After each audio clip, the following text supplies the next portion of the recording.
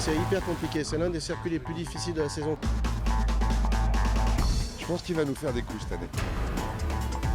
Ça va être chaud, mais c'est le but. Hein. C'est un pilotage d'instinct en fait, il faut vraiment savoir où on met les roues. Il va falloir que je redevienne plus méchant et que je refasse ma place parce qu'il y en a marre.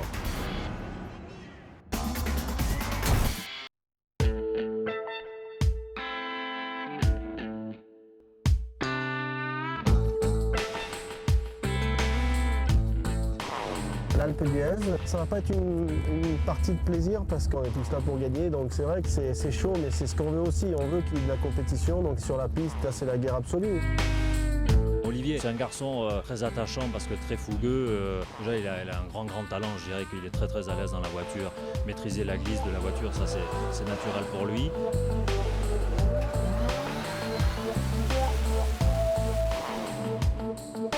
C'est d'abord une relation d'amitié, vraiment très forte, et j'aime même pas le mot coéquipier dans ce genre de relation, parce que le plus grand plaisir que j'aurais, c'est qu'il gagne le trophée.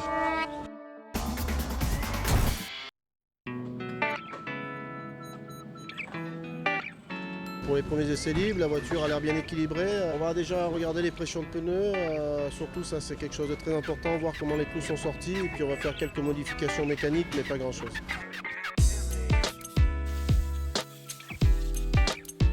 Des roues directrices, parce que tu tournes les roues avant. Quand tu mets un angle, tu as les roues arrière qui se mettent à tourner aussi. C'est vraiment un peu plus cool si tu veux en trajectoire parce que tu as ces roues qui vont t'aider à faire tourner. Et pareil pour le contre-braquage.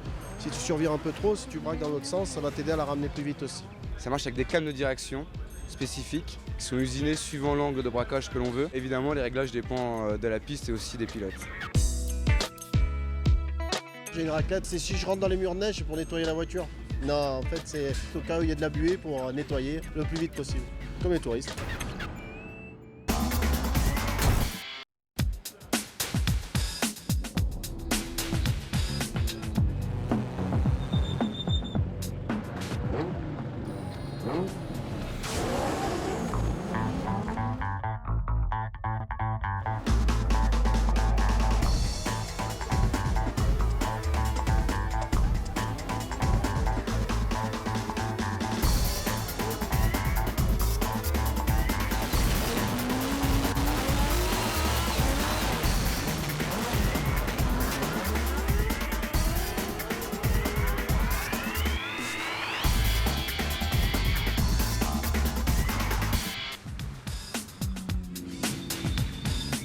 J'avais pris un bon départ, évidemment ici c'est très étroit, donc Dero s'est mis aussi à l'intérieur, m'a tapé l'aile gauche, donc je suis pas très content, mais ça sera partie remise, c'est pas grave, c'est comme ça, c'est la course, donc une journée on va dire médiocre.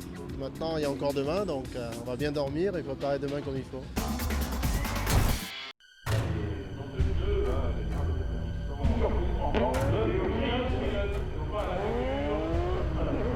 On a essayé de roder nos pneus aujourd'hui, notre deuxième train. On a essayé de faire les choses comme il faut, qu'on fait d'habitude. Et pas de grip, donc loin. Donc un peu frustrant, mais bon, c'est comme ça. On ne peut pas revenir en arrière. On va essayer de faire une belle course. Je pars dans la première. Avec qui? Dero. Oh.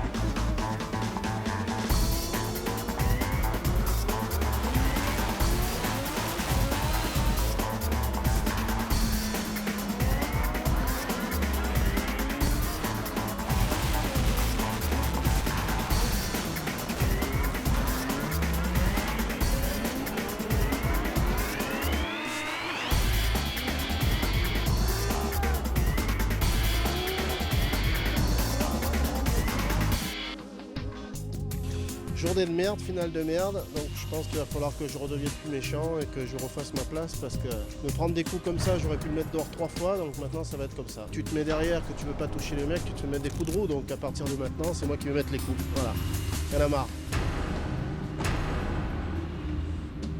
Ça va que c'est toi, autrement je t'en aurais filé une, mais alors... Non, c'est pas grave.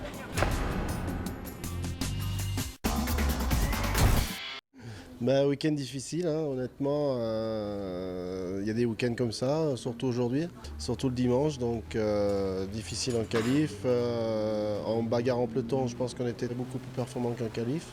Bon, j'ai eu un accrochage avec Franck, c'est dommage, mais c'est comme ça. Donc c'est une journée oubliée, on a 2 jokers dans l'année, donc voilà, un joker en moins, donc il va falloir continuer à être performant parce que la saison va être longue.